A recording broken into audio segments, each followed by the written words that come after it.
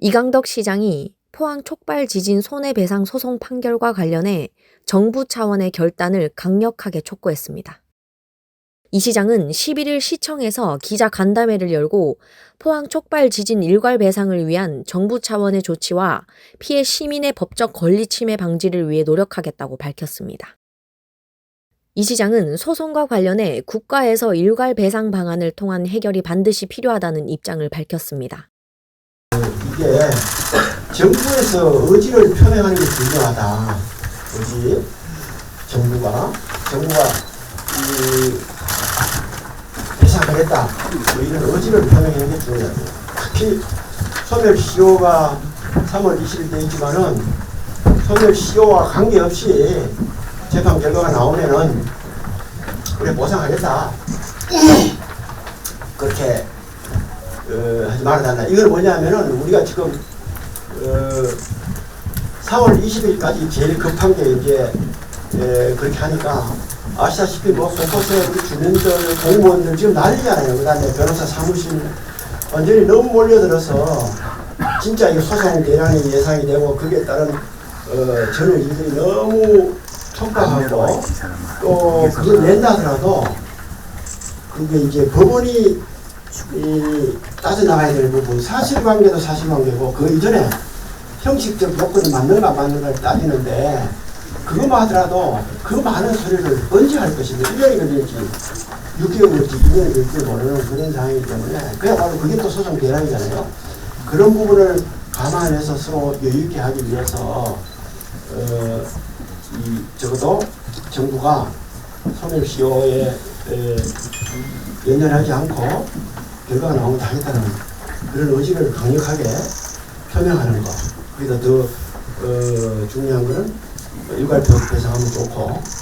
또한 피해 주민의 무료 법률 상담과 이 통장을 통한 안내 홍보, 사회적 약자의 권익 보호 대책을 지속적으로 추진해 나가겠다고 설명했습니다.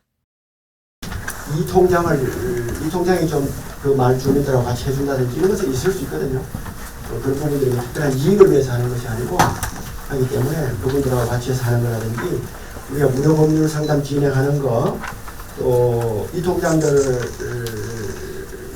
앞장서서 홍보하는 거 안내하는 거 이런 정도는 충분히 할 수 있기 때문에 그런 걸 할 계획이고 또 권역별 손해 설명에도 앞으로 뭐 읍면 동별로랑 권역별로 해나갈 예정입니다.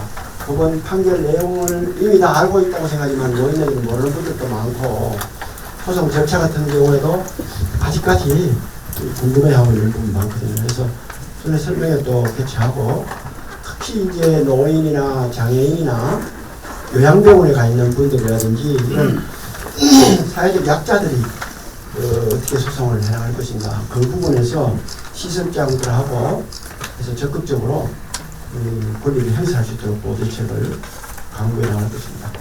법률 전문가들은 포항시에 거주한 시민 모두가 피해자인 만큼 정부가 일괄 배상 방안을 추진해야 한다는데 공감을 형성했습니다.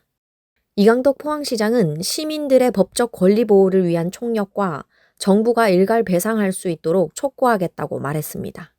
시민들 법적 권리 보호를 위해서 총력을 계속 다하겠다. 총장님들하고 같이 해서 다 하겠다. 누락되는 일이 없도록 그렇게 해나가겠다는 거하고 그 다음에 정부가 법적 소멸시효를 포기하고라도 보상하겠다는 의지를 표명하고 나중에 일괄 배상할 수 있는 방법을 계속 강구할 수 있도록 정부에다 계속 촉구해 나갈 예정이다. 그겁니다. 핵심적인 것은.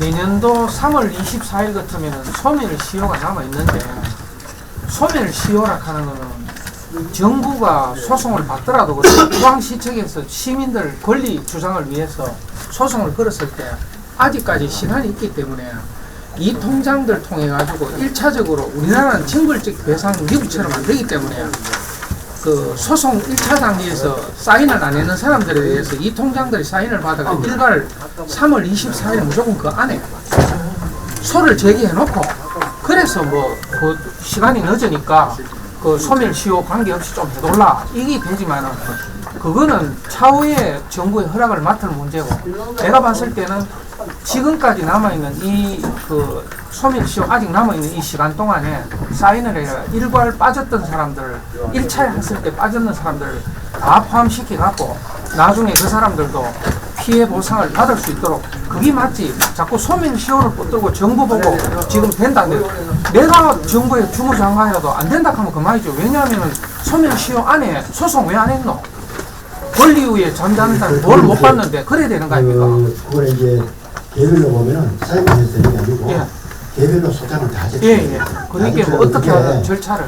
하루에 서류도 붙여야 되고 이러면 그게 간단한 게 아니라고요.